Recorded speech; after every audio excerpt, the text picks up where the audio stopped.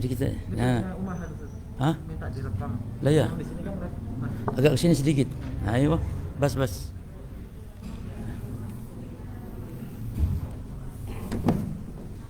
Sudah langsung on ini.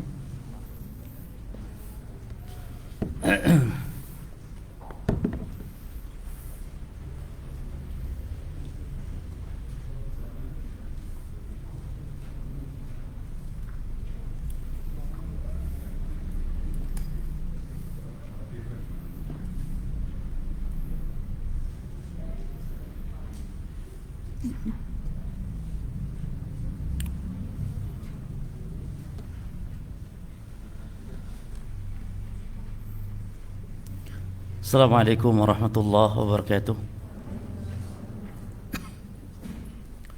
Innal hamdalillah nahmaduhu wa nasta'inuhu wa nastaghfiruh wa na'udzu billahi min shururi anfusina min sayyiati a'malina man yahdihillahu fala mudilla lahu wa may yudlil fala hadiya lahu wa asyhadu an la ilaha illallah wahdahu la syarika lahu wa asyhadu anna Muhammadan 'abduhu wa rasuluh sallallahu alaihi wa ala alihi wa ashabihi wattabi'in wa man tabi'ahum bi ihsanin ila yaumiddin wa sallama tasliman katsira amma ba'd. Akhwani fid din wa akhwati fillah rahimani wa rahimakumullah.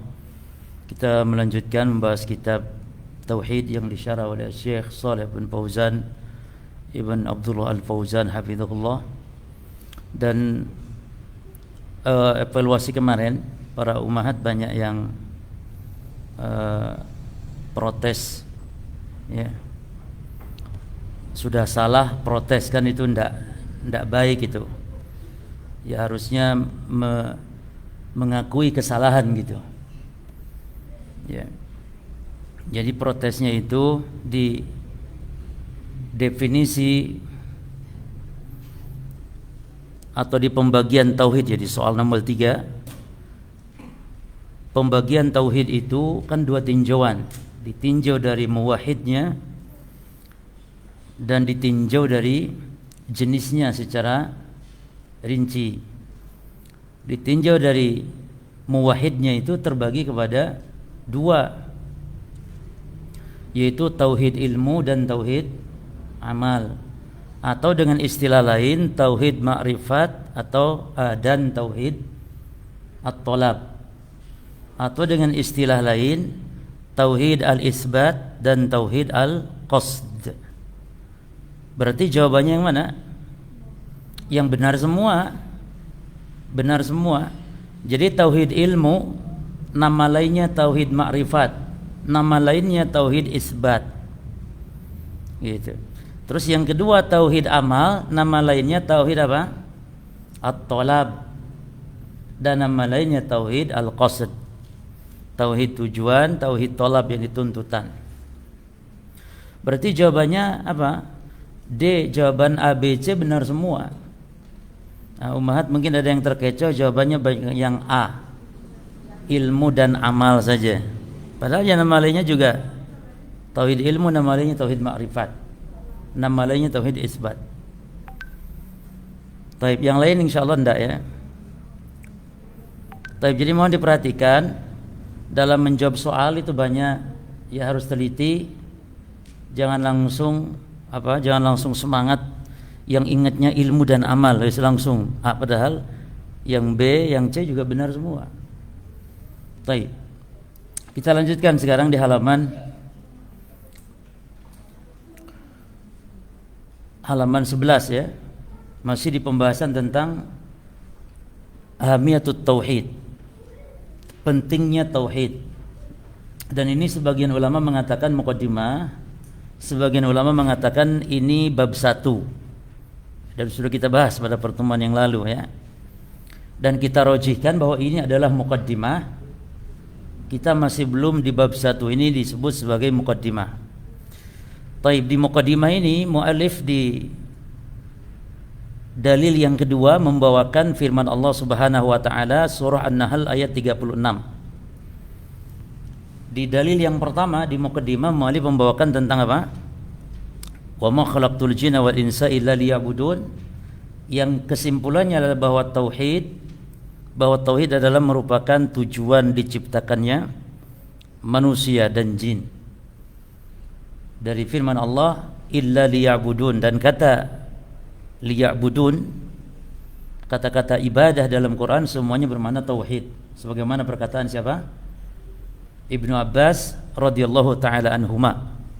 Kata Ibnu Abbas radhiyallahu taala anhuma, kullu mawdu'in fil Quran ubudullaha fa ma'nahu wahidullaha. Setiap ada kata-kata beribadahlah kalian dalam Quran, beribadahlah kalian dalam Quran, maka maknanya adalah bertauhidlah kepada Allah, karena ibadah tidak akan sah dianggap sebuah ibadah kecuali dengan apa? Dengan tauhid. Karena kalau cuma ibadah tanpa tauhid, Abu Jahal pun sudah beribadah, namun mereka enggak didasari tauhid. Artinya Allah disembah diibadahi, selain Allah pun disembah diibadahi. Nah, baik, yang kedua sekarang. Wa qauluhu, kemarin sudah kita jelaskan, kalau kita membaca dari sejak awal wa qauluhu, maka nanti sampai selesai kitab bacanya wa qauluhu dengan marfu'. Kalau sejak awal kemarin, dari sejak awal kita membaca wa qaulihi, maka nanti bacaan ini antum terus wa qaulihi. Berarti kesimpulannya ini bisa dibaca wa qauluhu, bisa dibaca wa qaulihi. Tapi ya tergantung dari awalnya. Kan awalnya itu kitabut tauhid wa qaulillahi. Jadi kitabut tauhid wa qaulillahi, ya, sebagai badal daripada tauhid. Kemudian kalau dibaca kitabut tauhid wa qauluhu, nah itu berarti dia sebagai apa namanya? Mubtada. Jadi tergantung nanti baca di awal. Baik. Sekarang wa qauluhu, dan firman-Nya Allah Ta'ala, wa laqad ba'atsna fi kulli ummatin rasulan an ibudullaha wajtanibu taghut. Dan sungguh kami telah mengutus pada setiap umat seorang rasul, an ibudullah, yang misi dakwah mereka untuk menyatakan beribadalah kalian kepada Allah, wajtanibu taghut, dan jauhi at-taghut. Baik, perhatikan lafaz di sini ummah. Ummah itu ada dua makna. Umat yang dimaksud ada ummatul dakwah, ada ummatul ijabah. Kalau umat dakwah yakni umat secara umum. Kalau umat dakwah yakni ummatul ijabah, yakni umat, maknanya umat Nabi Muhammad, umat yang telah beriman kepada Nabi Muhammad sallallahu alaihi wasallam. Ya. Kemudian rasulan an ibudullaha wajtanibut taghut. Seorang utusan, seorang rasul, an ibudullah, an ibudullah. Apa tadi kata Ibnu Abbas? Ay yuwahhidullah, agar mereka mentauhidkan Allah dalam beribadah. Maka ikhwan fillah jazakumullah, kalau disebut dalam Al-Quran atau dalam hadis atau dalam agama kita istilah bertauhidlah kalian kepada Allah, maka maksud tauhid adalah fokus kepada tauhid ibadah. Itulah makna tauhid kalau dimutlakan. Dimutlakan gak diikat dengan apapun. Bertauhidlah, tauhid yang mana? Ibadah. Karena tidak mungkin Allah memerintahkan kepada tauhid rububiyah, ya, tidak pula kepada asma sifat kalau dimutlakan, ya. Sehingga istilah dakwah tauhid, ya, ustadz yang menyuruh kepada tauhid, para dai menyuruh kepada tauhid, kewajiban kita bertauhid, maka makna tauhid yang dimaksud apa? Tauhid al-uluhiyah atau tauhid al-ibadah. Itulah definisi tauhid menurut ahli sunnah. Karena orang Mu'tazilah pun ngomong tauhid, orang-orang sufi juga ngomong tauhid. Maka ini beda istilah, ya kawan.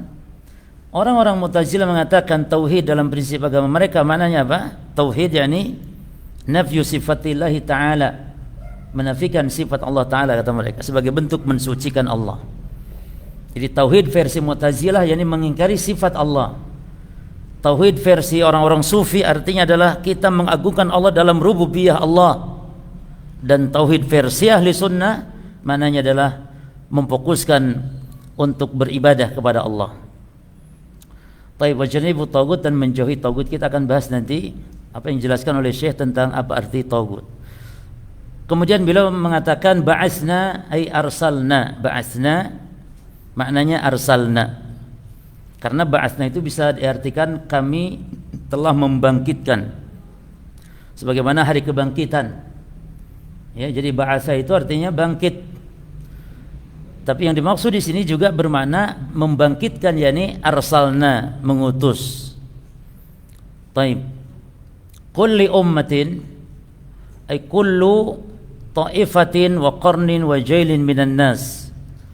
Kullu ummatin, setiap umat, yani kullu ta'ifah, setiap kelompok, atau qarnin wa qarnin, dan setiap generasi, ya, wa jailin minan nas, dan atau qarnin dari setiap generasi, tapi wa jailin minan nas, dan setiap generasi dari manusia. Jadi jail artinya generasi, qarn artinya juga bisa bermakna qarnan itu kurun, setiap kurun, wa jailin minan nas, dan setiap generasi dari kalangan manusia. Taib rasulan, seorang rasul. Apa definisi ar-rasul? Wa mal farqu bainan nabi war rasul? Ya. Rasulan ay ar-rasul man uhiya ilaihi bi syar'in wa umira bi tablighihi. Rasul itu artinya orang yang uhiya, diberi wahyu, ilaihi kepadanya, bi syar'in, dengan syariat, wa umira bi tablighihi, dan diperintah untuk mentabligkannya. Definisi ini definisi yang masyhur, ya kawan. Hatta Syekh Utsaimin mendefinisikan seperti ini di dalam kitab-kitab syarah akidah beliau, ya. Namun definisi ini kurang sempurna dari beberapa segi. Baik, antum kasih judul, definisi ini kurang sempurna dari beberapa segi. Apa itu katanya? Diperintah mentabligkan, ya. Berarti kalau Nabi, orang diberi wahyu namun tidak diperintah mentabligkan, kan itu, ya? Itu yang masyhur, antum sekolah SD dulu, madrasah, ya. Nabi itu orang yang diberi wahyu tidak diperintah ditabligkan, tapi kalau Rasul diberi wahyu diperintah untuk mentabligkan. Minimal dari 3 sisi definisi ini kurang sempurna. Sisi yang pertama, ya kawan, Allah Subhanahu wa taala, dalil ini sisi pertama, ya. Ini bantahan kepada mereka yang mendefinisikan seperti ini.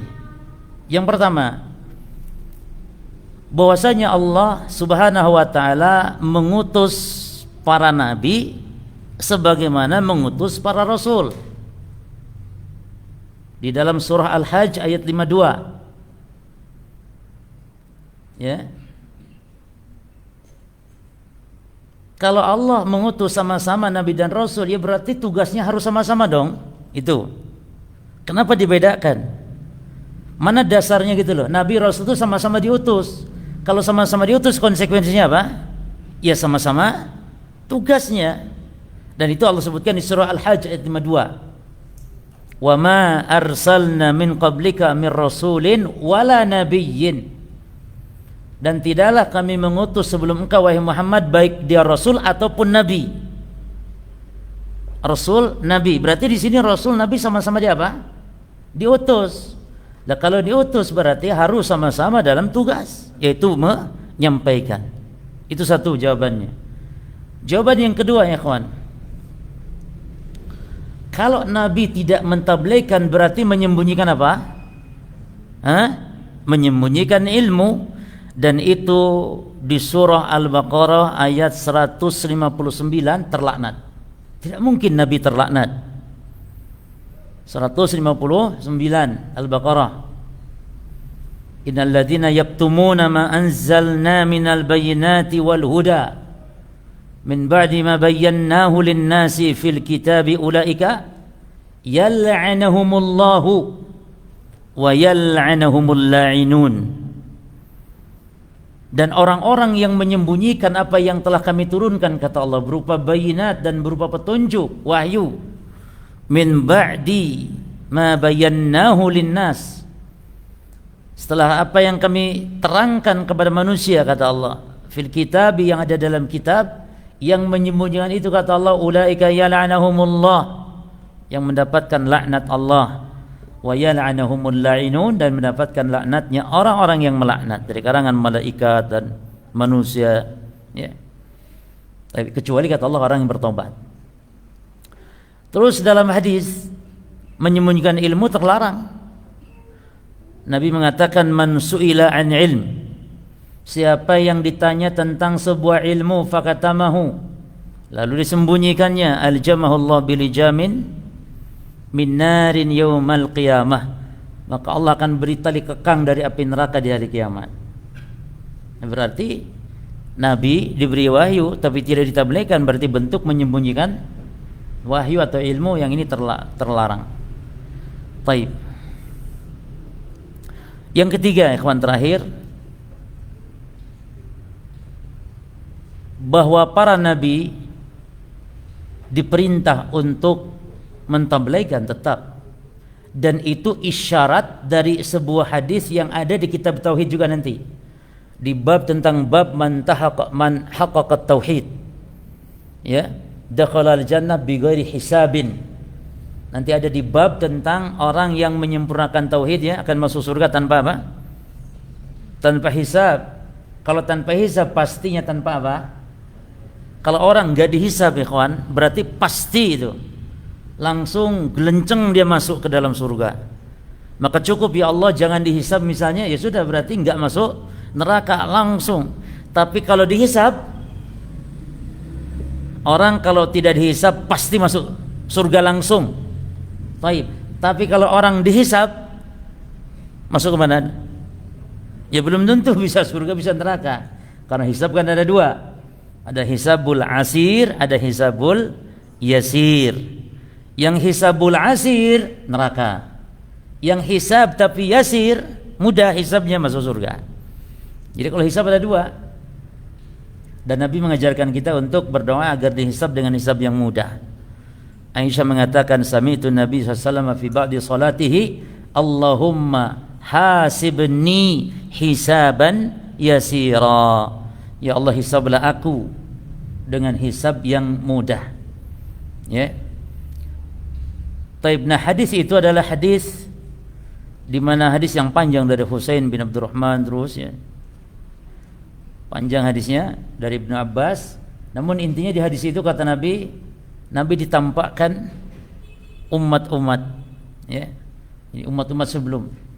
Lalu Nabi mengatakan, faraitun nabiyya wa ma'ahu ar-rajulu wa rajulani. Aku melihat ada nabi yang pengikutnya, Berarti Nabi diperintah enggak untuk berdakwah nih, ada pengikutnya, satu atau dua orang. Wan nabiyya wa ma'ahu ruhayt. Atau hadisnya itu awalnya ruhayt dulu. Dan aku melihat ada nabi pengikutnya 3 sampai 9 orang saja. Wa ra'aitu nabiyya wa ma'ahu ar-rajul wa rajulani. Satu atau dua orang. Bahkan kata Nabi, wa nabiyya wa laisa ma'ahu ahad. Dan aku melihat ada nabi yang tidak punya pengikut sama sekali.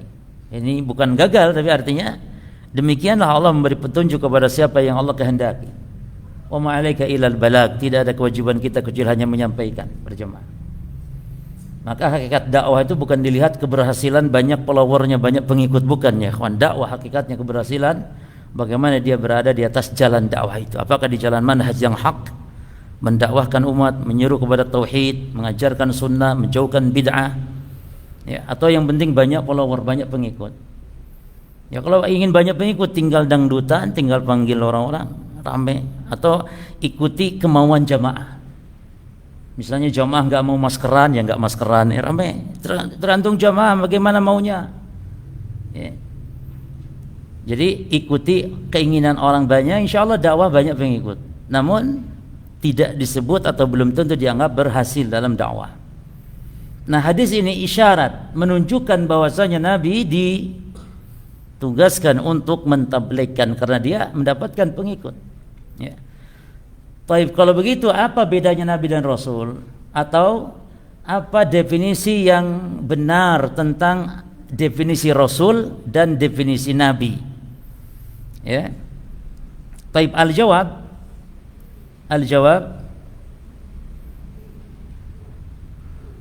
anna rasul man uhiya ilaihi. Antum catat dengan Arabnya kalau bisa, ikhwan. Antum catat dengan Arabnya. Ar-rasul man uhiya ilaihi bisyar'in jadidin. Itu dia, ada syar'in jadidin. Wan nabiyyu huwal mab'utsu litakriri syar'i man qablahu. Terjemahan ini, Rasul adalah orang yang diberi wahyu dengan syariat yang baru.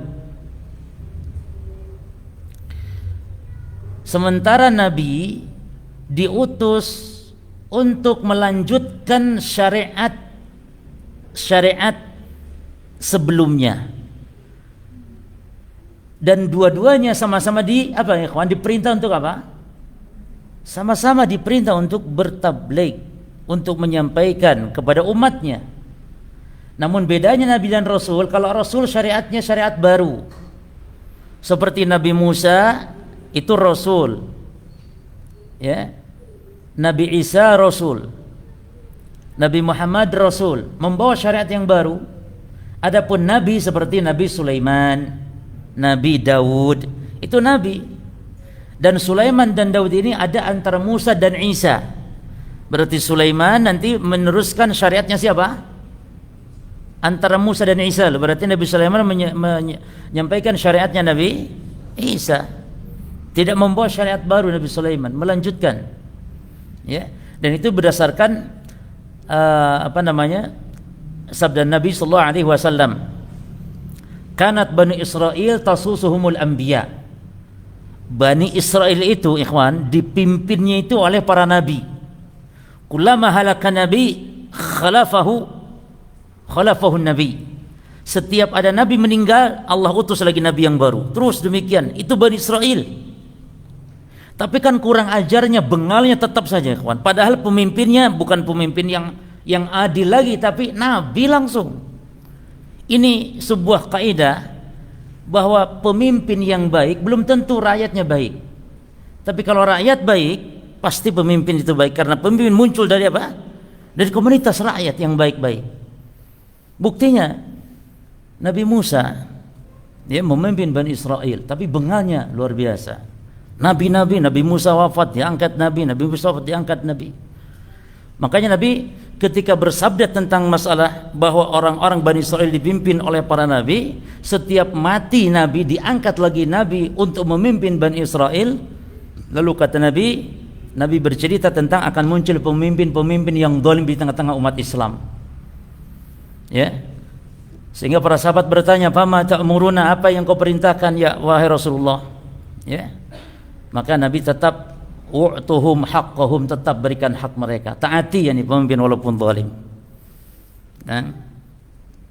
Karena ikhwan bin azakumullah, kalau mentaati pemimpin yang baik-baik itu sudah sesuai dengan naluri manusia, begitu cenderung tanpa diperintah, insyaallah.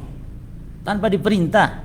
Kalau pemimpin itu baik, saleh, adil, tanpa harus diperintah untuk mentaati, secara naluri manusia taat. Tapi mentaati pemimpin zalim ini loh yang hati jiwa ini kalau bukan karena ini sebagai bentuk ujian sulit untuk menerima.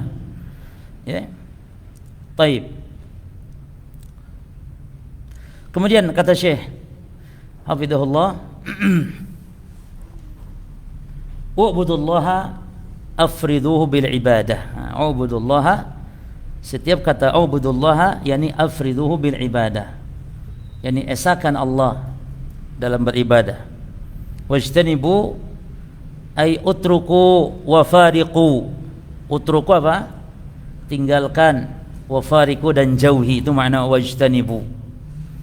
Makanya para jemaah sekalian, kita diperintah ya untuk menjauhi di sini tagut, dan tagut di antara maknanya sesembahan, bentuk sesembahan selain Allah.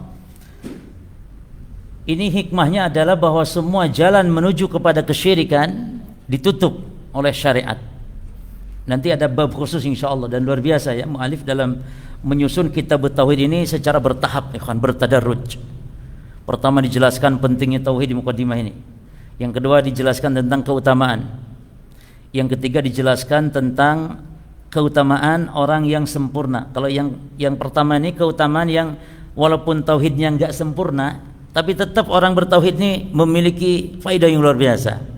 Apalagi yang poin bab 3, orang yang menyempurnakan tauhidnya itu akan masuk surga tanpa hisab.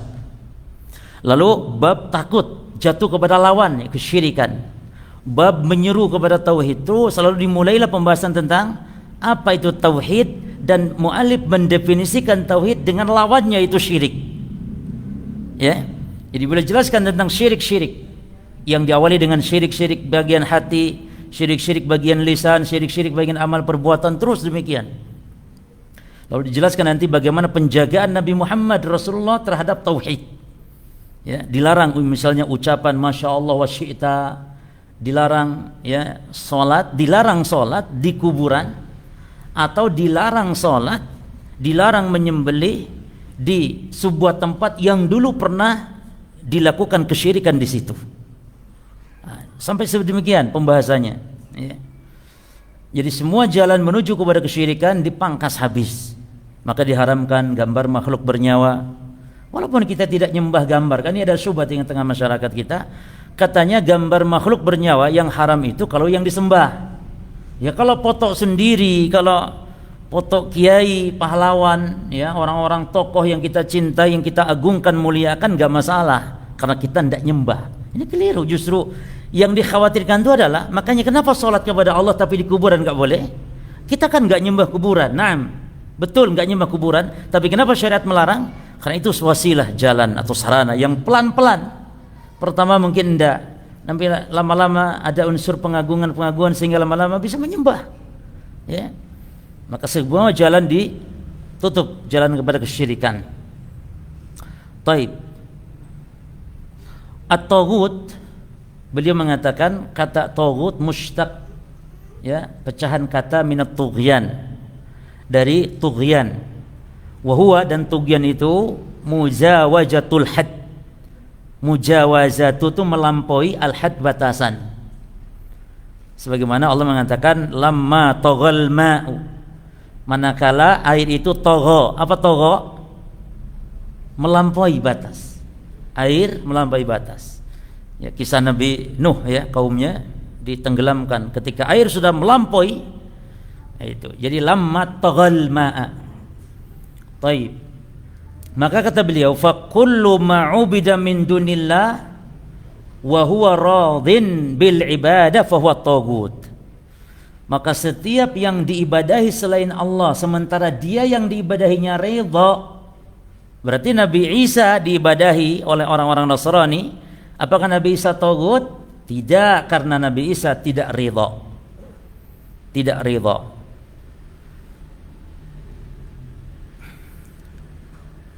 Namun kalau tokoh-tokoh sufi yang ketika hidup dia bahkan memerintahkan kepada jamaahnya untuk sujud, antum lihat di YouTube, ya, As-Sufiyah fil Mizan, antum klik videonya itu, lihat itu semuanya nyuruh dia sujud. Nah seperti itu disebut taghut, tokoh-tokoh itu. Makanya kata Al-Imam Ibnul Qayyim, taghut itu banyak, namun pentolannya ada 5. Ya, taghut itu banyak, namun pentolannya ada 5. Antum catat. Yang pertama iblis. Yang kedua waman ubida min dunillahi wa huwa radin, yang disembah selain Allah dan dia ridha. Ya, di sini Nabi Isa tidak masuk. Taib. Yang ketiga waman da'an nas ila ibadati nafsihi. Nah, ini seperti tokoh-tokoh sufi, orang yang menyeru manusia agar menyembahnya atau beribadah kepadanya, seperti sujud. Sujud ibadah bukan, ikhwan? Ibadah. Disebut ibadah itu karena Allah perintahkan sujud untuk mengagungkan Allah. Lah ini diperintah sujud kepada dia, tokohnya sufi, orang-orang zindik. Maka itu yang dimaksud. Lalu Yang keempat, wa man idda'a syai'an min ilmil ghaib. Siapa yang ngaku tahu ilmu ghaib? Seperti siapa? Ikhwan, dukun. Makanya kenapa orang yang mendatangi dukun, mempercayai dukun dikafirkan? Karena konsekuensi penentangan terhadap Al-Quran. Jadi dikafirkan karena konsekuensinya itu, ikhwan. Karena Al-Quran mengatakan alimul ghaib fala yudhiru ala ghaibihi ahada illa man irtadha min rasul. Allah lah yang tahu ghaib, tidak ada yang tahu ghaib seorang pun kecuali yang Allah ridhoi dari kalangan rasul yang Allah beritahukan. Berarti menurut Quran gak ada yang tahu gaib kecuali Allah. Lah ini kok ada yang ngaku dan dipercaya, berarti konsekuensinya mendustakan Al-Quran.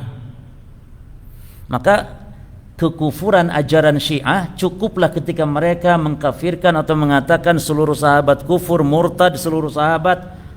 Cukup dengan itu saja sudah konsekuensi mendustakan Al-Quran, di mana Allah memuji para sahabat.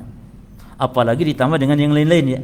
Mengatakan Quran tidak terpelihara, ada perubahan, ada pemalsuan Al-Quran. Padahal Allah telah mengatakan, Allah yang menjaga Al-Quran. Inna nahnu nazzalna dzikra wa inna lahu lahafizun. Semuanya kami yang menurunkan Al-Quran dan kami yang menjaganya, kata Allah. Berarti ini didustakan orang-orang Syiah. Karena Quran yang ada pada antum itu hanya sepertiga dari Quran yang turun. Aslinya itu ya banyak. Ya, aslinya masih banyak dan mereka memiliki Quran katanya Mushaf Fatimah. Di mana sekarang? Mereka katakan bukan pada kami. Di mana? Di Imam Mahdi yang lenyap gaib entah di mana. Ya agama khurafat macamnya. Kalau memang ada, buktikan inilah mushafnya, gitu loh, diuji. Ya. Itulah agama pembuat fitnah. Nah, agama Syiah. Tapi yang kelima, wa man hakama bi ghairi ma anzalallah. Wa man hakama bi ghairi ma anzalallah. Orang yang berhukum dengan yang tidak diturunkan dari Allah, atau orang yang berhukum dengan bukan hukum Allah. Ya. Ini ada perincian ikhwan, pembahasannya khusus. Orang yang berhukum dengan hukum yang bukan yang Allah turunkan, ya, itu bisa kufur, bisa maksiat, ya. Bisa maksiat, tidak sampai kufur, bisa kufur, ya tergantung keyakinannya. Baik. Maka berdasarkan ayat ini tadi, walaqad ba'atsna fi kulli ummatin rasulan an ibudullaha wajtanibu taghut, kita dapat faedah bahwa yang dipardukan, diwajibkan pertama kali oleh Allah kepada Bani Adam apa ya kawan? Berdasarkan ayat ini. Lah, kalau berdasarkan ayat ini, berdasarkan firman Allah di surah Al-Baqarah ya, wa man yakfur bit-taghut wa yu'min billah. Berarti kewajiban pertama ya yang Allah wajibkan atas Bani Adam apa? Mengkufuri taghut. Al-kufur bit-taghut wal iman billah. Ya, kalau ditanya apa kewajiban pertama yang Allah wajibkan atas Bani Adam, kufur kepada taghut dan beriman kepada Allah. Dalilnya itu tadi. Walaqad ba'atsna fi kulli ummatin rasulan an ibudullaha wajtanibu taghut. Lalu di surah Al-Baqarah apa? Wa man yu'min wa man yakfur bit-taghuti wa yu'min billah faqad istamsaka bil urwatil wusqa lan fisama laha. Itu dalam surah Al-Baqarah setelah ayat kursi, ya. Baik. Bagaimana kita mengkufuri taghut? Setelah kita tahu taghut adalah banyak macamnya. Bahkan kata Al-Imam Ibn Qayyim, taghut itu, ikhwan, taghut itu definisi secara syariat, yang ini definisi mencukupi atau mencakupi semua. Kalau secara bahasa apa tadi? Melampaui batas, itu secara bahasa. Tagha itu melampaui batas secara bahasa. Namun menurut syariat, agar mencakup, taghut itu adalah ma tazawwaja bihil abdu haddahu, ma tazawwaja bihil abdu haddahu min ma'budin au matbu'in au muta'in. Jadi seorang hamba melampaui batas, seorang hamba melampaui batas pada perkara ma'bud yang diibadahi atau matbu' yang diikuti, au muta' atau yang ditaati. Jadi mentaati melampaui batas, mengikuti melampaui batas, menyembah melampaui batas, menyembah kepada selain Allah, mentaati dalam hal yang Allah halalkan sehingga mengharamkan yang Allah halalkan, itu termasuk juga melampaui batas namanya. Jadi mentaati kiai melampaui batas, yakni mengharamkan apa yang Allah halalkan, ya, atau mengikuti seseorang, mengikuti kiai, mengikuti tokoh, maka ini termasuk arti togut secara syariat, ya. Kemudian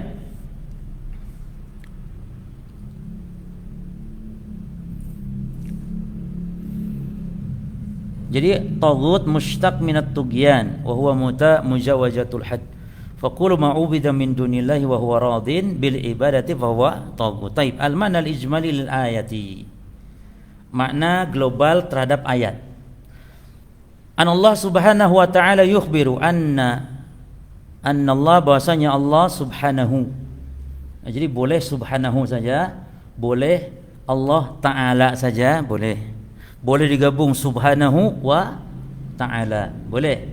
Atau boleh dengan yang lain-lain, yang intinya pujian, sanjungan kepada Allah. Misalnya Allah Jalla wa Ala, atau Tabaraka wa Ta'ala, atau Jallat Qudratuhu, atau Jalla Jalaluhu. Ya, itu semua pujian kepada Allah. Dan sunnah, hukumnya sunnah. Yukhbiru, mengkabarkan anau, bahwasanya Allah arsala, telah mengutus, fi kulli ta'ifatin wa qarnin minan nas, pada setiap kelompok atau generasi dari manusia, rasulan, seorang rasul. Jadi setiap ada manusia pasti diutus rasul, termasuk Indonesia. Ada rasul di Indonesia, ada. Artinya wakil-wakil rasul itu yang sampai pada kita, para dai, para duat, para ulama. Karena di zaman Nabi Muhammad SAW, Nabi terakhir sudah Rasulullah, tidak ada lagi Rasul setelah Nabi Muhammad, tidak lagi Nabi setelah Nabi Muhammad. Maka beliau diutus untuk seluruh manusia, sehingga beliau mengutus para wakil-wakilnya, para sahabat, para tabi'in, tabi'in, terus dari zaman ke zaman. Ya, maka para ulama itulah warasatul anbiya. Maka maknanya sampai Rasul kepada kita, sampai ajarannya kepada kita. Dan hikmah diutusnya para Rasul itu, ikhwan, untuk apa? Untuk iqamatul hujjah, itu yang pertama. Apa hikmah diutusnya para rasul? Taib, secara global diutusnya rasul itu hikmahnya tiga, tujuannya tiga secara global. Yang pertama, da'watun nas ila ibadatillahi wahdahu, menyuruh manusia agar menyembah kepada Allah semata, ya. Wa taraka ibadata ma siwahu, dan meninggalkan peribadatan selain Allah. Dalilnya surah Nahl kita ini. Itulah hikmah diutusnya para nabi dan rasul. Yang pertama apa? Menyuruh manusia agar beribadah kepada Allah semata dan meninggalkan sesembahan selain Allah. Mana dasarnya? Ini dia surah Nahl ayat 36. Maka ini ayat dihafal, ikhwan. Jadi kitab tauhid itu kitab untuk hafalan kita, dalil-dalilnya, karena isinya dalil. Jadi dalil itu dihafalkan. Jadi kalau ditanya antum mana dasar bahwa dakwah anbiya dan rasul dakwah tauhid, ini dia. Walaqad ba'atsna fi kulli ummatin rasulan an ibudullah wajtanibut taghut. Yang kedua, ikhwan, hikmah diutusnya para nabi dan rasul adalah bayanu at-tariq al-mausil ila Allah wa ila ridha. Menjelaskan jalan agar sampai kepada Allah dan ridhonya. Menjelaskan jalan agar sampai kepada Allah dan ridhonya Allah. Nah, makanya kalau antum ingin sampai kepada Allah namun dengan cara bukan cara Rasul, cara bid'ah, cara akal-akalan, cara adzauq, itu cara perasaan, yang penting enak, baik, kayaknya nyampe deh kepada Rasul kayaknya. Dengan cara topo broto di gua Mbah Wiro misalnya, tidak sampai kepada Rasul, tidak sampai kepada Allah. Surah Nahl ayat 44. Surah Nahl ayat 44 dalilnya. wa anzalna ilaika dzikra litubayyana lin-nasi ma nuzzila ilaihim wa la'allahum yatafakkarun. Dan kami turunkan kepada engkau wahai Muhammad adz-dzikra, agar kau jelaskan kepada manusia apa yang diturunkan kepada mereka agar mereka berfikir. Baik. Di surah Al-Jumu'ah ayat 2, dalilnya yang kedua. Huwallazi ba'atsa fil ummiyina rasulan minhum yatlu 'alaihim ayatihi wa yuzakkihim wa yu'allimuhumul kitaba wal hikmah wa in kanu min qablu la fi dhalalin mubin. Ini luar biasa, surah Jumu'ah ayat berapa ini? Ayat 2 ya. Dialah Allah yang mengutus di tengah-tengah kaum yang ummi, yang buta huruf, seorang rasul dari kalangan mereka yang membacakan atas mereka ayat-ayat Allah dan wa yuzakkihim, mensucikan mereka dan mengajarkan mereka Alkitab dan Al-Hikmah. Alkitab diiringi dengan Al-Hikmah, hikmah maknanya As-Sunnah. Wa in kanu min qablu la fi dhalalin mubin, walaupun sebelumnya mereka dalam keadaan sesat dengan kesesatan yang nyata. Jadi para sahabat adalah mantan-mantan sesat. Jadi kalau mungkin di antara kita ada yang mantan-mantan apa? Sama, sahabat juga dulu mantan. Mantan penyembah berhala, mantan ya pembunuh anak hidup-hidup. Orang Arab jahiliyah dahulu demikian. Hatta Umar bin Al-Khattab, manusia yang afdal setelah Abu Bakar Siddiq, mantan preman, mantan ya. Allah berikan mereka kemuliaan. Maka jangan putus asa ya ikhwan dari petunjuk Allah, dari rahmat Allah Subhanahu wa taala. Ya, la taqnatu min rahmatillah. Jangan putus asa dari rahmat Allah Subhanahu wa taala, karena manusia terbaik ternyata mantan penyembah berhala. Dan kita alhamdulillah mungkin belum menyembah berhala, namun kita pernah terseok-seok mengikuti pemahaman-pemahaman sesat menyimpang. Maka alhamdulillah bersyukur, kata Allah memberikan kepada kita hidayah sunnah. Baik, yang ketiga, hikmah diutus para rasul bayan halin nasi ba'dal qudumi ala rabbihim yaumal qiyamah. Menjelaskan tentang keadaan kondisi manusia di hari kiamat saat menghadap kepada Rabb mereka. Ya. Jadi para rasul pasti menjelaskan, ini loh jalan menuju ke surga, ini jalan menuju ke neraka, dan nanti di surga begini, nanti di akhirat akan mendapatkan kehinaan atau kemuliaan. Dijelaskan. Dan itu seperti di dalam surah Al-Hajj ayat 49 ayat 51, 49 sampai 51. Ya. Jadi setiap nabi pasti akan memberi peringatan tentang surga, tentang neraka. Pasti itu. Enggak ada nabi yang enggak ngomong masalah akhirat. Maka hikmah diutusnya para nabi rasul adalah dalam rangka untuk menjelaskan kondisi manusia nanti di akhirat. Ya, saat mereka berada di hadapan Rabb mereka. Al-Hajj berapa tadi? Ayat 49 ayat 51. Baik.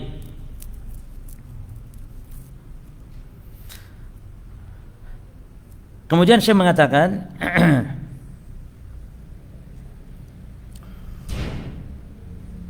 yad'uhum ila ibadatillahi wahdahu. Jadi Rasul itu menyeru mereka, yakni manusia, agar beribadah kepada Allah semata, wa tarki ibadati ma siwahu, dan meninggalkan ibadah selain Allah atau sesembahan selain Allah. Nah, falam yazal yursilur rusula ila nasi bidzalika mundu hadatsa syirk. Nah, perhatikan. Maka Allah Subhanahu wa taala lam yazal, ini tidak berhenti, maknanya terus menerus, ya, mengutus para rasul kepada manusia sejak terjadinya pertama kali syirik fi bani Adam, pada bani Adam. Jadi sebelumnya Allah tidak mengutus ya rasul yang menyeru kepada tauhid dan melarang kesyirikan, kecuali sejak pertama terjadi kesyirikan, itu di zaman kaum Nabi Nuh. Ya. Di zaman kaum Nabi Nuh, yakni fi ahdi Nuhin ila an khatamahum bi Muhammadin sallallahu alaihi wasallam. Jadi sejak Nabi Nuh sampai ditutup ya kenabian dengan Nabi Muhammad SAW. Makanya kalau ditanya Nuh adalah Rasul pertama, kenapa Nuh disebut Rasul pertama? Padahal juga ada khilaf tentang Adam itu Nabi atau Rasul. Ada yang berpendapat Adam juga Rasul. Tapi kenapa diistilahkan Nuh Rasul pertama? Karena Nuh adalah Rasul yang pertama kali menyeru kepada tauhid dan melarang kesyirikan, karena kesyirikan terjadi di zamannya. Berarti antara Adam sampai Nuh belum ada kesyirikan. Belum ada kesyirikan, walaupun maksiat telah ada. Maksiat telah ada, ikhwan. Bahkan anaknya Adam bertengkar saling bunuh, Qabil dan Habil, maka darah pertama yang mengalir adalah darahnya Habil, dibunuh oleh Qabil. Maksiat dia kepada Allah, tapi bukan kesyirikan. Maka dibedakan antara dosa syirik dengan dosa selain syirik. Ya, dianggap kecil dosa selain syirik dibandingkan dengan syirik. Berzina dianggap kecil, membunuh dianggap kecil jika dibandingkan dengan apa? Dengan syirik. Tapi zina, berjudi, mencuri termasuk kabair dibandingkan dengan dosa-dosa setingkatnya. Jadi sesama dosa, ada dosa besar, ada dosa kecil, na'am. Tapi dibandingkan syirik, dosa besar itu menjadi kecil dibandingkan syirik. Bahkan dengan syirik kecil saja masih kalah itu dosa besar itu. Dosa besar berzina itu masih kalah dibandingkan dengan syirik yang kecil. Jadi syirik walaupun kecil tapi ditinjau dari min jinsihi a'zamu minal kabair. Jadi syirik itu walaupun kecil tapi ditinjau jenisnya dosa a'zam, lebih besar dia daripada kabair, daripada dosa besar. Taib. Kenapa para jamaah sekalian? Karena ada unsur pensetaraan dengan Allah, makhluk dengan Allah. Ada unsur penghinaan kepada Allah. Ada unsur yakni melecehkan Allah Subhanahu wa taala. Tapi orang yang berzina terkadang dia merasa rendah di hadapan Allah. Merasa dia melakukan itu karena syahwatnya besar, menggebu-gebu syahwatnya sehingga terjatuh dia. Ya. Tidak ada unsur kesombongan. Nah, berbeda dengan orang yang ada orang yang berzina, dia tahu itu zina dosa, namun gimana lagi, ini syahwat besar nih. Kamu diajak kompromi ini syahwat ini, sehingga terpaksa misalnya dia berzina, tetap dia berdosa. Namun dibandingkan dengan syirik, dia mensetarakan Allah dengan makhluk, ini lebih dahsyat lagi dosanya. Ya. Bukan berarti menganggap remeh, ikhwan. Hati-hati, sebagaimana Ibnu Mas'ud pernah mengatakan, dia mengatakan, aku bersumpah dusta atas nama Allah lebih aku cintai daripada jujur namun sumpah atas nama selain Allah.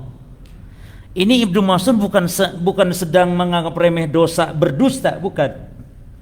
Tapi sedang membandingkan antara dosa dusta dengan dosa syirik kecil. Sumpah dengan selain Allah syirik apa? Syirik kecil. Man halafa bi ghairillahi faqad asyrak. Ya. Barang siapa yang bersumpah dengan nama selain Allah, dia syirik.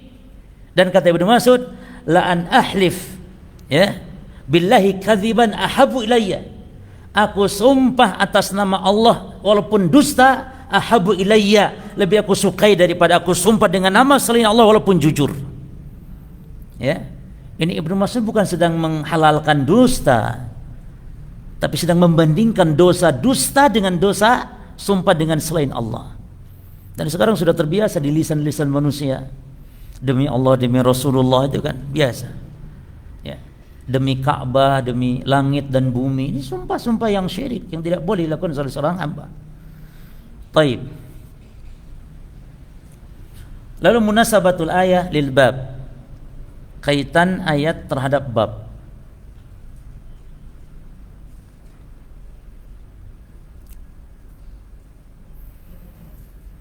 Jadi ayat ini terhadap bab kita apa? Apa sekarang kita berada di bab apa, ikhwan? Kita harus tahu setiap pembahasan kita bertauhid, kita sedang berada di bab apa, itu harus tahu. Ini sedang ada di muqaddimah sebagian ulama, ya. Baik. Sebagian ulama mengatakan ini muqaddimah. Yang mana muqaddimah ini isinya adalah tentang apa? Tentang pentingnya tauhid, kewajiban tauhid. Ada yang mengatakan ini bab 1 yang judulnya atau Intinya apa? Ya sama, tentang keutamaan, tentang kewajiban, tentang pentingnya apa? Tauhid. Ya, tentang pentingnya tauhid. Nah, sekarang kaitan ayat ini dengan bab apa? Anna da'wata ila tauhid wan nahya 'anil syirki hiya muhimmatu jami'ir rusuli wa atba'ihim. Bahwa dakwah kepada tauhid, tauhid apa ini? Tauhid apa yang dimaksud di sini? Uluhiyah, rububiyah atau asma wa sifat? Uluhiyah. Uluhiyah. Dan larangan dari syirik hiya muhimmatu jami'ir rusul wa atba'ihim. Maka dia adalah muhimmah. Muhimmah itu fokusnya, intinya, ya. Dia inti daripada seluruh para rasul dan pengikut mereka. Jadi dakwah kepada tauhid dia adalah fokus seluruh para rasul, seluruh para pengikut rasul. Ya. Jadi tidak ada dakwahnya para rasul untuk menyuruh kepada membuat negara, membuat khilafah. Makanya banyak di antara saudara kita, khususnya dari salah satu ormas tertentu, ya suka mengatakan dakwahnya khilafah.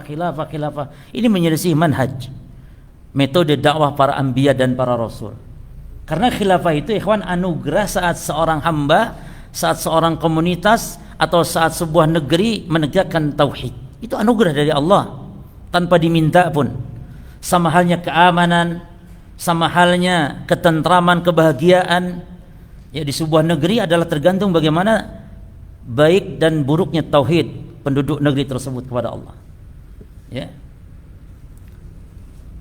Lau an ahlal qura amanu wa taqau la fatahna alaihim barakatin minas sama'i wal ard. Seandainya penduduk bumi, penduduk negeri itu beriman dan bertakwa. Apa makna beriman? Makna beriman dalam Al-Quran maknanya ini bertauhid, karena tidak disebut iman kalau tanpa tauhid. Ya. Beriman bertakwa, Allah akan turunkan keberkahan dari langit dan bumi. Allah berikan ketentraman. Maka khilafah itu anugerah. Ya. Sama halnya jihad. Jihad itu bukan tujuan. Jihad itu adalah sarana untuk tegaknya tauhid. Ada sebagian dakwah seolah-olah jihad itu adalah merupakan tujuan. Kalau sudah jihad itu sudah tujuan dalam beragama. Jihad itu sarana, jalan untuk menggapai tauhid, untuk menegakkan tauhid dengan jihad, dengan pedang. Ya. Maka tegaknya tauhid juga dengan dakwah. Ya. Taib. Ma yustafadu minal ayat. Apa yang bisa diambil faedah dari ayat? Dari ayat di surah An-Nahl. Yang pertama, annal hikmah min irsalir rusul. Nah, ini dia, tadi sudah kita sebutkan. Hikmah yang 3. Kata beliau bahwasanya hikmah di antara diutusnya para rasul hiya da'watu ila tauhid wa nahyu 'anil syirki. Jadi berdakwah kepada tauhid dan melarang dari kesyirikan. Ya.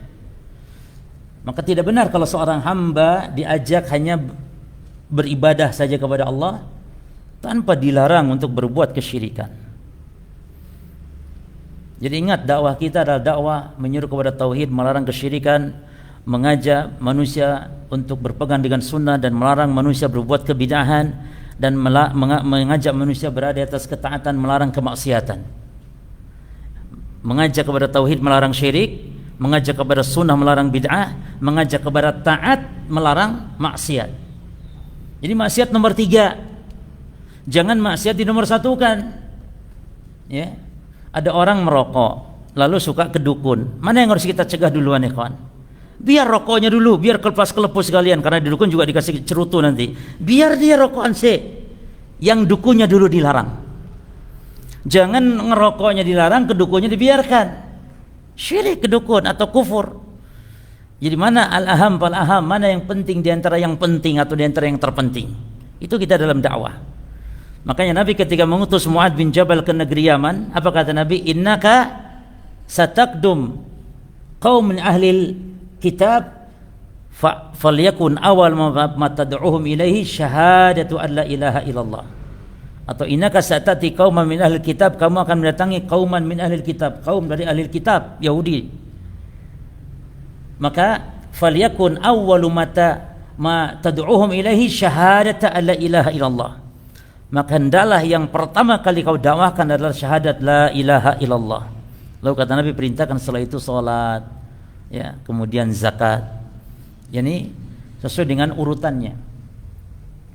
Baik, yang kedua, as-saniyah anna dinal anbiya wahidun, bahwasanya agama para nabi adalah satu. Apa itu? Yaitu Islam. Ya. Jadi agama dari mulai Nabi Adam sampai Nabi Muhammad adalah Islam, yang dimana Islam itu kandungannya adalah ikhlasul ibadah lillahi wa tarkus syirki, yaitu memurnikan, ikhlas itu murni, ibadah hanya kepada Allah dan meninggalkan kesyirikan.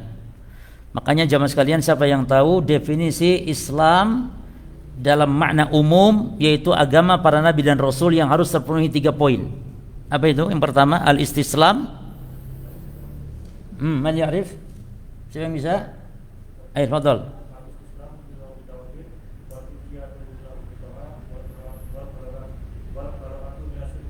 Naam, ahsan, barakallahu fiik. Yang pertama, al-istislamu lillahi bitauhid. Pasrah kepada Allah dengan mentauhidkannya. Yang kedua, wal inqiyadu lahu bitta'ah. Tunduk kepada Allah dengan melakukan ketaatan. Apa yang diperintahkan Rasul yang diutus kepadanya, itu yang dimaksud dengan Islam.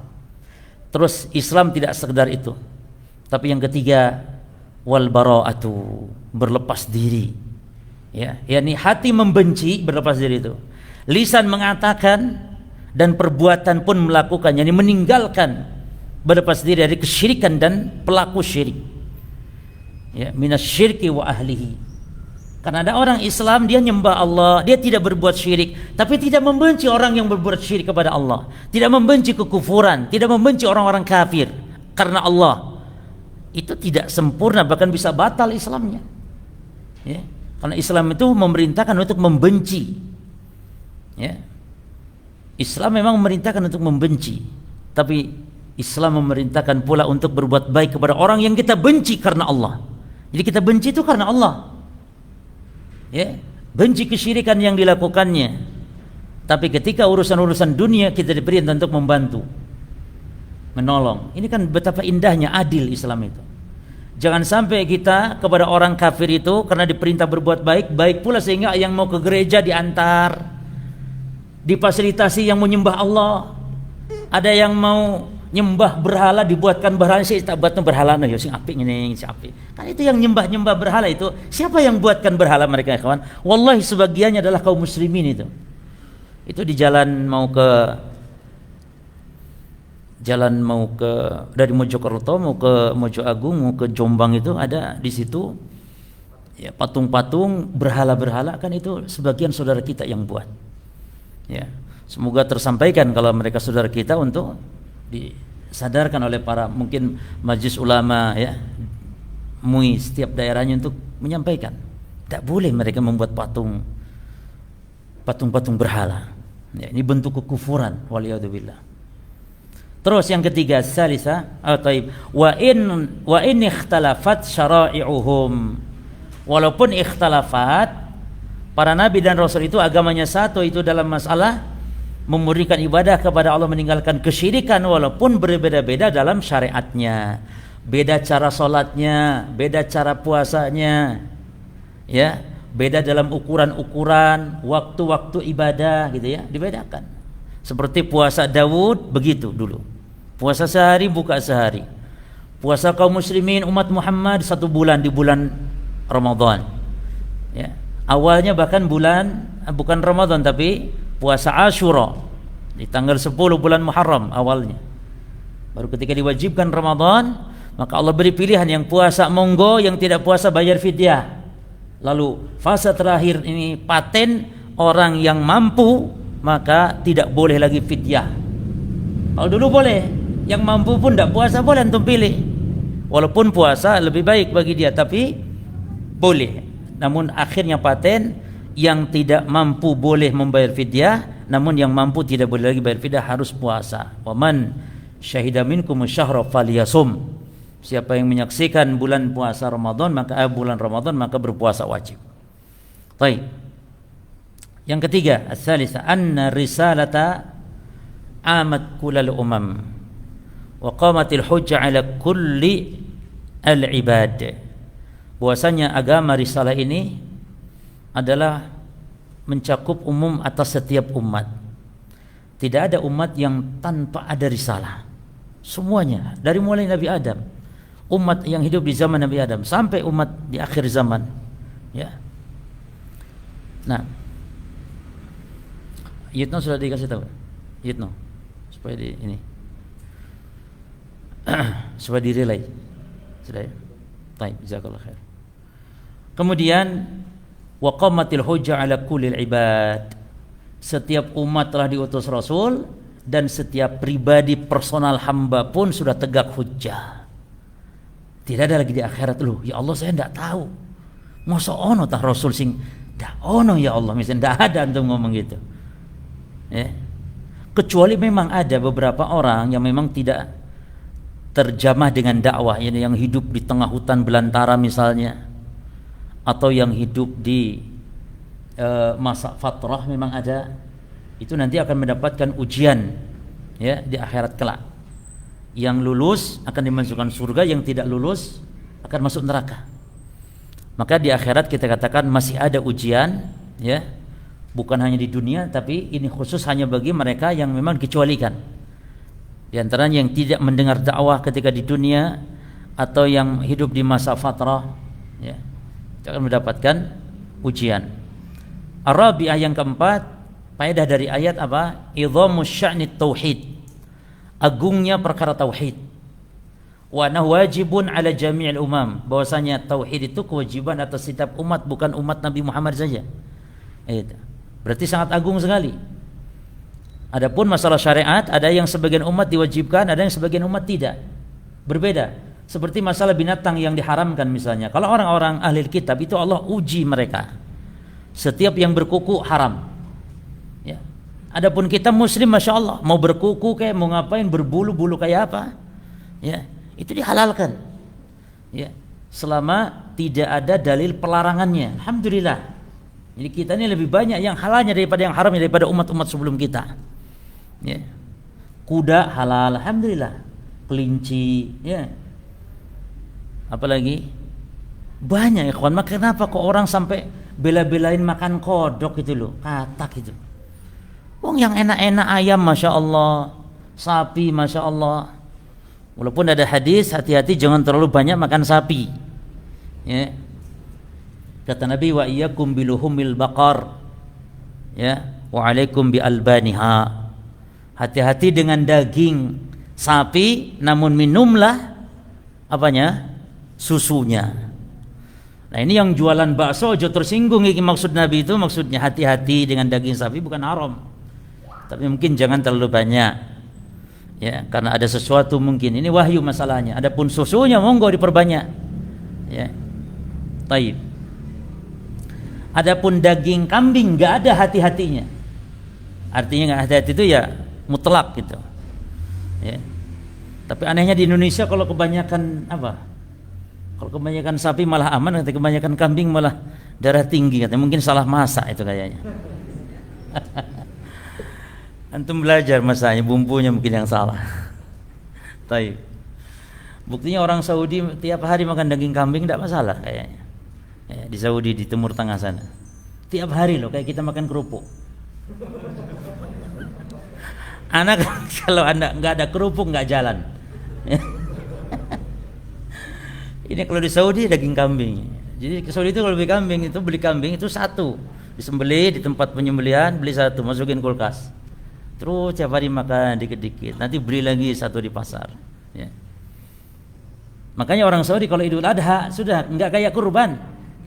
Mereka itu pada menyembelih di tempat penyembelihan, sudah dibagi-bagi, dimakan banyak-banyak sama keluarganya, dibagi sedikit mungkin. Kita aja nih yang dulu anak pernah kerja itu dikit dikasihnya.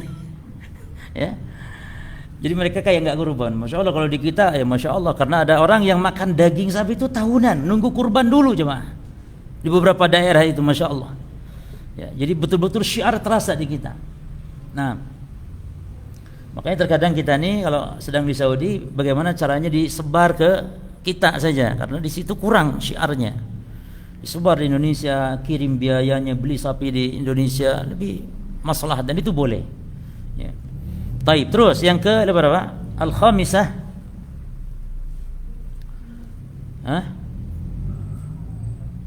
Taib. Fil ayati ma fi la ilaha illallah minan nafi wal isbat. Di dalam ayat tadi, ya. Di dalam ayat tadi yaitu walaqad ba'atsna fi kulli ummatin rasulan an ibudullaha, lalu ada wajtanibu at-taghut. Maka ada kandungan pada lafaz la ilaha illallah berupa an-nafi, penafian, wal isbat, dan penetapan.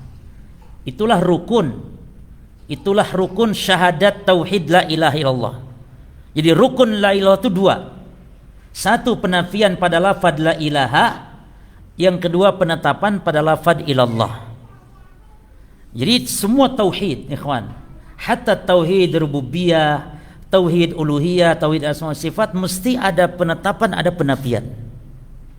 Seperti dalam asma sifat contohnya, tauhid asma sifat contohnya, ikhwan. Kalau antum menafikan sifat jelek bagi Allah, seperti Allah tidak bodoh, Allah tidak mati, itu antum wajib menetapkan lawannya dari sifat jelek yang antum tetapkan bagi Allah. Kalau antum mengatakan Allah tidak mati, yakni Allah maha lawannya, maha hidup. Allah tidak bodoh, jadi wajib menetapkan lawannya, itu maha al-alim, maha berilmu, maha sempurna ilmu Allah. Ya. Jadi harus menetapkan, menafikan. Dalam tauhid uluhiyah atau tauhid ibadah atau pada kalimat la ilaha illallah, penafiannya pada lafaz la ilaha, yani menafikan semua sembahan selain Allah. Ya. Enggak ada sembahan selain Allah yang benar, enggak ada. Dan menetapkan ilallah, yang benar hanya satu, yaitu Allah. Itulah menjadi maksud an-nafyu wa al-isbatu. Fadalat ala annahu la yastaqimu tauhid. Maka hal ini menunjukkan bahwasanya tidak yastaqim, ada tidak yastaqim, tidak benar, tidak lurus tauhid illa bihi majami'an, kecuali dengan keduanya, penafian dan penetapan.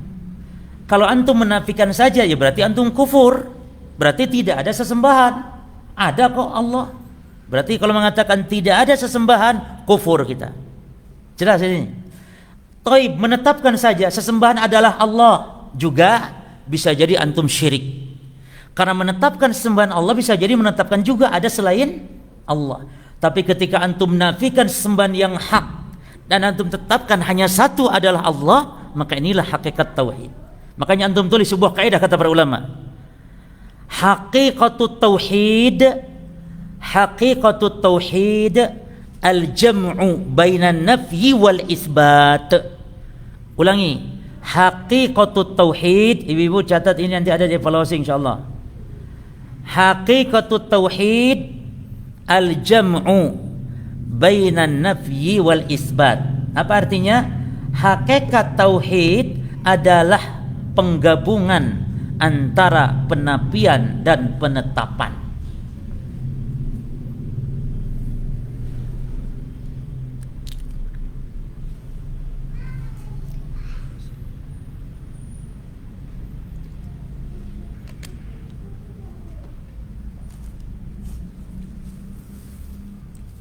Taib, wa anna nafya, kata beliau, dan bahwasanya penafian al-mahdha semata-mata, al-mahdha itu murni.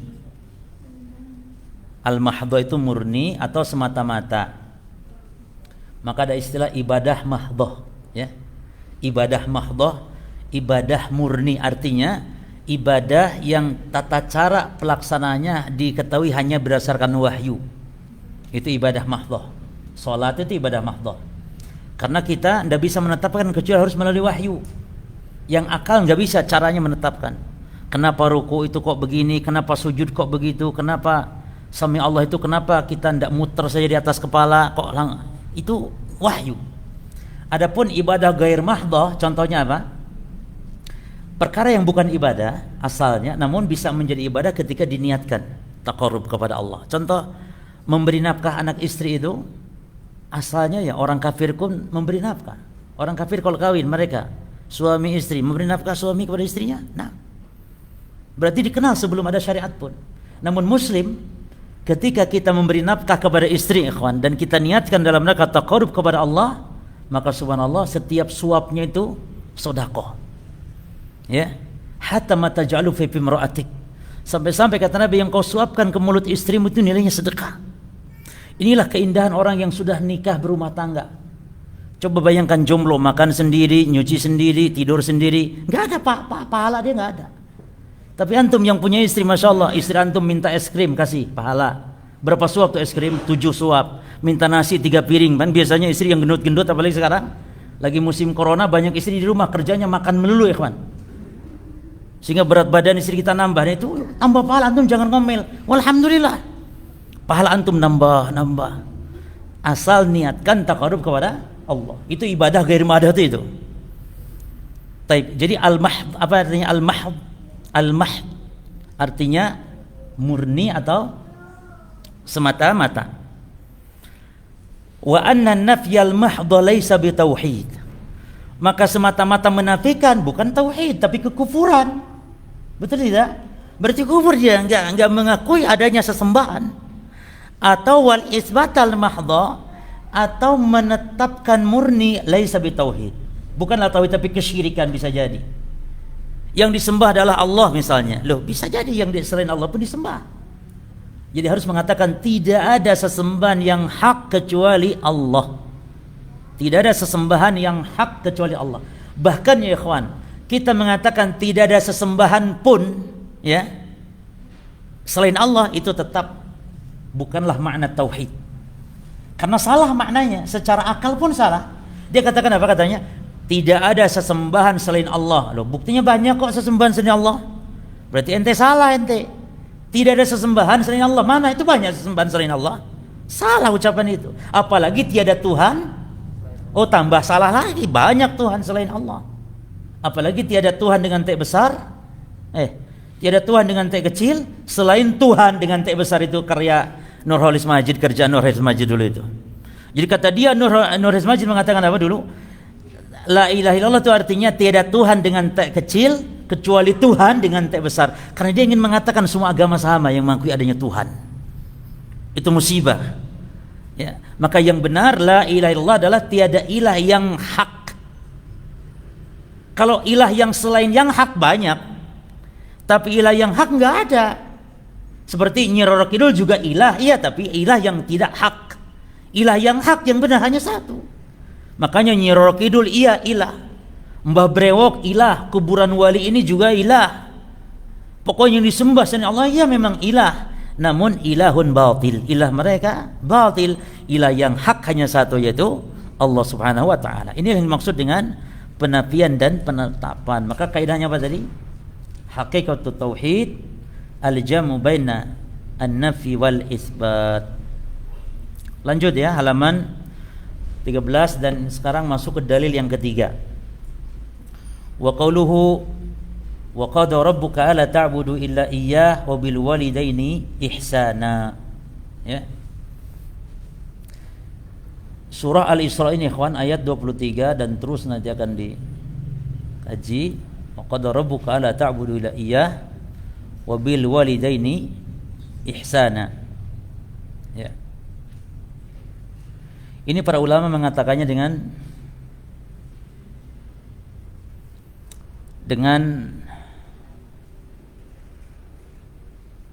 al-wasaya al-wasaya al-asr nanti di halaman 16 insyaallah. Tapi kita baca dulu yang ini sekarang. Apa kata Allah Subhanahu wa taala? Wa qada rabbuka, dan Rabbmu telah mengqadha yakni telah aujaba, ya, atau telah amara, memerintahkan atau mewajibkan atau memerintahkan, wawassa, dan juga telah mewasiatkan. Itu arti qadha.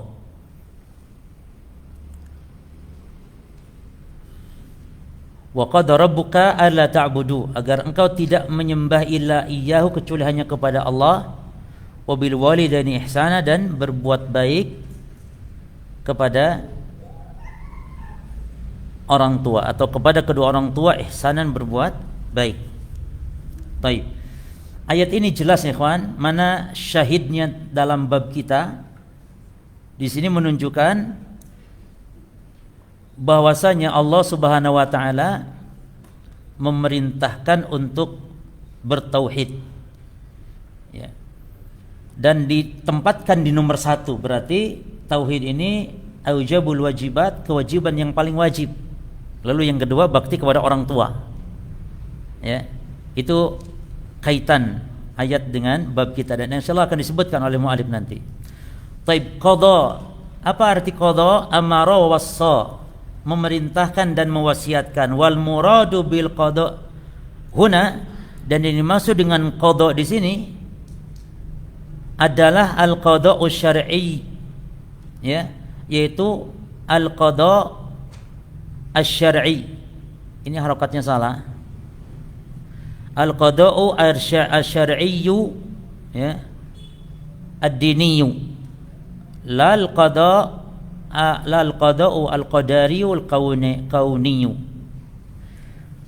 Yang dimaksud di sini adalah qada syar'i dini, bukan qada qadari kauni. Jadi qada Allah itu apa? Qada tadi di sini artinya perintah. Jadi perintah Allah itu ada dua macam, ikhwan. Pertama perintah syar'i, yang kedua perintah kauni. Perintah syar'i itu adalah perintah-perintah yang berkaitan dengan agama, perintah ibadah salat, ya. Adapun perintah kauni adalah perintah-perintah yang kaitan dengan pentakdiran, seperti perintah kalau lapar makan, ya. Ini perintah secara kauni. Dan banyak hal yang dibagi kepada syar'i kauni selain qada, seperti iradah Allah juga dibagi kepada syar'i dan kauni. Qada Allah dibagi kepada kauni dan syar'i. Demikian pula izin Allah. Nah, kita harus bedakan ikhwan, mana yang syar'i, mana yang kauni dalam poin seperti izin Allah contohnya. Izin Allah. Izin Allah ada syar'i. Yani Allah mengizinkan secara syariat. Ya. Dan ada Allah mengizinkan secara kauni, walaupun mungkin itu hal yang jelek tapi Allah izinkan. Seperti misalnya tentang di surah Al-Baqarah ayat 102 tentang masalah tukang sihir. Jadi malaikat Harut Marut itu mengajarkan ilmu sihir. Ya. Mengajarkan sebagai bentuk ujian. Ya. Maka tidaklah memudaratkan daripada sihir illa biidni, kecuali atas izin Allah. Dukun ikhwan, ketika dukun itu meramal dan dukun itu ternyata benar, atau dukun itu sukses, berhasil, orang berobat ke dukun lalu berhasil, itu dukun berhasil atas izin siapa ikhwan? Izin siapa? Izin Allah. Nah, izin ini izin kauni atau syar'i? Allah lah mengizinkan dukun itu sukses. Allah mengizinkan pelacur, Allah mengizinkan iblis untuk mengganggu manusia, Allah izinkan. Itu izin secara apa? Secara kauni. Kalau secara syar'i Allah izinkan enggak kita main dukun? Enggak. Allah enggak suka. Allah enggak suka kekufuran, Allah enggak suka kemaksiatan. Maka iradah Allah pun demikian. Kalau secara kauni Allah berkehendak adanya iblis. Secara kauni Allah berkehendak adanya pelacur, adanya orang nyembah berhala, adanya yang jelek-jelek, Allah berkehendak secara kauni karena ada hikmah di balik itu. Tapi secara syar'i Allah berkehendak tidak adanya iblis? Tidak. Nah, disitulah bedanya. Ya, dan itu kesesatan kalau kita tidak bisa bedakan kauni dan syar'i ini. Termasuk Allah memerintahkan secara kauni, Allah memerintahkan secara syar'i. Dan wa qada di sini secara apa? Jelas. Qada di sini secara apa? Perintah di sini untuk menyembahnya kepada Allah. Jelas perintah secara syar'i. Makanya kata Syekh, wal muradu bil qada'i huna al qada'u syar'iyyu dini, la al qada'ul qadariyul kauni. Baik. Rabbuka ar-rabbu huwal maliku al-mutasarrif. Rabb itu artinya al-malik al-mutasarrif. Tapi kurang satu di sini. Kalau penjelasan Syekh Utsaimin, Rabb itu 3. Yaitu al-khaliqu, al-maliku, al-mutasarrif atau al-mutadabbir atau al-mudabbir. Jadi Rabb itu yang mencipta, yang menguasai dan yang mengatur. Itu Rabb. Ya, itu Rabb. Jadi Rabb itu apa? Mencipta, menguasai atau memiliki dan mengatur. Karena Rabb ya yang disandarkan ini, dan Ar-Rabb itu nama Allah, ikhwan. Nama Allah Ar-Rabbu dengan al. Tapi kalau di dalam Quran tidak ada. Ar-Rabbu sebagai nama Allah hanya ada dalam hadis. Di Quran antum enggak akan dapati Ar-Rabbu pakai alif lam al. Ar-Rabbu enggak ada dalam Quran. Yang ada dalam hadis kata Nabi sallallahu alaihi wasallam, as-siwak, dalilnya dalil siwaknya. Yang pertama, as-siwak matharatun lil fam wa mardatun lirrabb. Siwak itu membersihkan mulut dan mendatangkan kecintaan keridhaan ar-rabb. Nah, jadi Nabi menyebut nama Allah itu ar-rabb. Dalam hadis yang lain kata Nabi, aqrabu ma yakunul abdu minar rabb. Sedekat-dekat hamba dengan ar-rabb. Ya, itu wa huwa sajid fa'ksiru du'a. Ketika hamba sedang sujud maka perbanyak doa. Jadi di dalam salat itu doa itu dua tempat ya. Kalau antum tidak kunut, dua tempat. Kalau dengan kunut berarti satu lagi tempat, ada tiga tempat dalam salat. Tapi secara umum kan tidak kunut, dua tempat dalam salat. Yang pertama ketika sujud, yang kedua ketika menjelang salam. Di mana menjelang salam doa yang mustajab. Artinya lebih dekat diijabahnya loh daripada antum doa di luar itu. Makanya ketika antum menjelang salam, gunakan kesempatan ini untuk berdoa. Ibu-ibu khususnya yang di rumah salatnya, karena ibu-ibu di rumah salat itu bebas, mau panjang itu bebas. Beda dengan kita yang ikut imam. Ibu-ibu di rumah bebas, maka perbanyak doa ketika menjelang salam, ketika sujud. Nabi mengatakan ketika ditanya, ya Rasulullah, ayu du'ai asma'. Ya Rasulullah, doa yang didengar Allah itu kapan? Kata Nabi, fi jawfil lail wa duburi kulli salatin maktubah. Di akhir malam. Dan juga yang kedua kata Nabi ketika di ujung salat fardu. Ini kesempatan para jemaah. Ya. Kadang-kadang kita lagi saat-saat mustajab enggak mau doa, ketika saat-saat biasa malah rajin. Ini keliru. Di saat-saat mustajab itu kita harus pilih-pilih. Antum saja kalau jualan di pasar, dilihat mana yang pasarnya hari pasar. Kan di Malang ada hari pasar, ada pasar Blimbing, hari apa, itu jualan. Jangan pas di hari pasar di sebelah sana nggak jualan, di Blimbing yang sepi jualan. Keliru ya. Mana hari-hari pasarnya. Demikian dalam doa ada hari-hari mustajab, ada saat-saat mustajab ya. Taib alladzi rabba jami'al alamin bi ni'matihi, yang mana Allah Rabbani mengurusi seluruh makhluk ya, alamin maksudnya seluruh makhluk, binikmati dengan nikmatnya Allah Subhanahu wa taala. Taib alla ta'budu illa iyyahu, ai an ta'buduhu ya, jangan beribadah kecuali hanya kepadanya. Ai yakni ini ai ya, yang begini ini bisa jadi dibacanya ayyu ya, dan ayyu itu juga mu'rabnya bisa dibaca ayyu, bisa ayya, bisa ayyi. Tapi kalau ini ay, yani ya-nya dimatikan dan artinya yakni. Ay yakni an ta'buduhu, engkau beribadah kepadanya, wala ta'budu ghairahu, dan jangan. Jadi bukan sekedar perintah ibadah, tapi juga di sini ada larangan. Jangan beribadah kepada selain Allah. Kenapa harus ada larangan? Karena kalau sekedar ibadah, yaitu tadi orang musyrik pun beribadah kepada Allah. Karena hakikat orang musyrik adalah orang yang nyembah Allah, namun juga nyembah selain Allah. Makanya di sini ada larangan, perintah ibadah dan juga ada larangan ibadah. Perintah ibadah kepada Allah dan larangan ibadah kepada selain Allah. Wabil walidaini, dan kepada kedua orang tua ihsanan, berbuat baik. Ihsanan ini bentuknya nakirah. Ya. Artinya nakirah ini maknanya umum, bagaimanapun caranya, sesuai dengan adat kebiasaan. Jadi agama tidak membatasi bentuk bakti kepada orang tua, ikhwan. Maka termasuk kalau cium tangan itu bentuk bakti menurut adat orang Malang, semua orang Malang. Kalau cium tangan, atau semua orang Indonesia lah ya, Malang terlalu sempit. Semua orang Indonesia menganggap kalau cium tangan itu bentuk kebaikan, maka cium tangan orang tua. Ya, sebagaimana orang Arab mencium kepala itu adalah merupakan bentuk penghormatan, bentuk bakti. Orang tua senang kalau dicium kepalanya. Di Arab cium kepala. Coba kalau kita ikhwan cium kepala, bisa ya. bisa dikemplang sama orang tua, kamu kualat kan gitu. Padahal itu di Arab sopan itu. Pegang jenggot orang Arab seneng. Coba jenggot antum dipegang orang, gimana antum? Bahkan ngelama katanya, ngelama ini, nyekal jenggotku. Di Arab bahkan seneng. Antum kalau dimarahin orang Arab, pegang jenggotnya. Langsung minta maaf, pegang jenggot, langsung reda itu, marahnya itu langsung. Ya. Orang Arab begitu. Nah, itu tergantung. Makanya ihsanan, berbuat baik.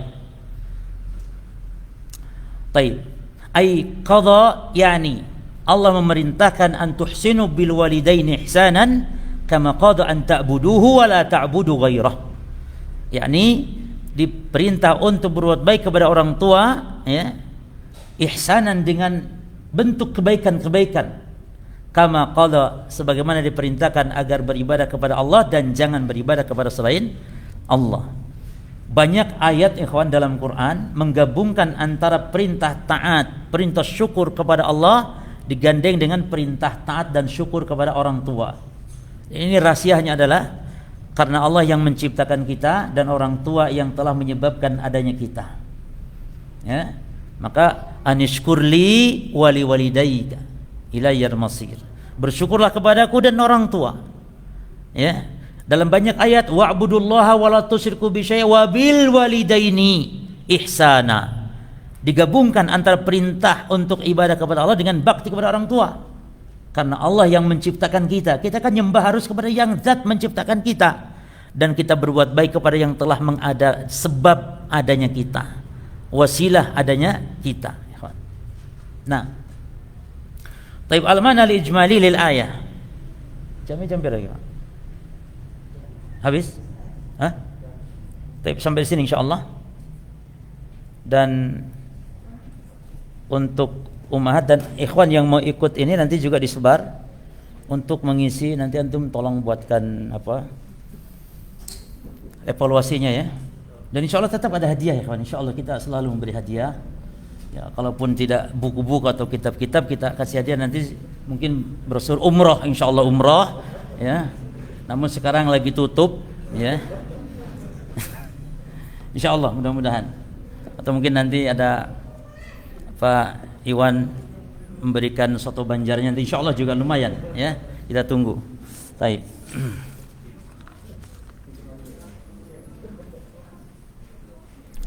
Tadi dikatakan bahwasanya al-kabair dosanya lebih kecil daripada syirik. Kecil, apakah berarti dosa riya lebih besar daripada berzina? Taib. Nabi mengatakan akhwafu ma akhafu alaikum asyirkul asghar. Yang paling aku khawatirkan menimpa kalian itu syirik kecil. Lalu Nabi ditanya, "Wama syirkul asghar ya Rasulullah?" Apa itu syirik kecil ya Rasulullah? Nabi mengatakan ar-riya. Syirik kecil itu adalah riya. Itu yang Nabi khawatirkan. Bahkan dalam hadis yang lain, Nabi lebih takutkan dari fitnah Dajjal loh jemaah. Padahal fitnah yang besar fitnah apa? Dajjal. Yani peristiwa huru-hara yang besar itu fitnah Dajjal di muka bumi ini. Namun ada yang lebih dahsyat ternyata dari Dajjal adalah riya itu tadi. Dan makanya riya berarti dosanya lebih besar daripada dosa-dosa besar. Ya. Dosanya lebih besar daripada dosa besar, tingkatan dosa. Nah, maka dari situ kita harus waspada, hati-hati dengan yang namanya riya ini. Ada doanya supaya kita terhindar dari segala bentuk kesyirikan besar dan kecil, yaitu kita membaca doa Allahumma inni a'udzubika min an usyrika bika syai'an a'lamuhu wa a'udzubika lima la a'lamuhu. Ya, dalam hadis riwayat Imam Ahmad. Allahumma inni a'udzubika an usyrika bika syai'an a'lamuhu wa a'udzubika lima la a'lamuhu. Boleh antum ganti dengan domir nahnu. Allahumma inna na'udzubika min an nusyrika bika syai'an na'lamuhu wa nastaghfiruka lima la na'lamuhu. Ya, intinya minta perlindungan dari syirik dan minta ampun dari syirik yang kita ketahui. Dan ada dalam hadis riwayat Imam Ahmad, itu bisa dan antum cek nanti. Wallahu taala alam. Subhanakallahumma bihamdika asyhadu an la ilaha illa anta astaghfiruka wa atubu ilaik. Wassalamualaikum warahmatullahi wabarakatuh.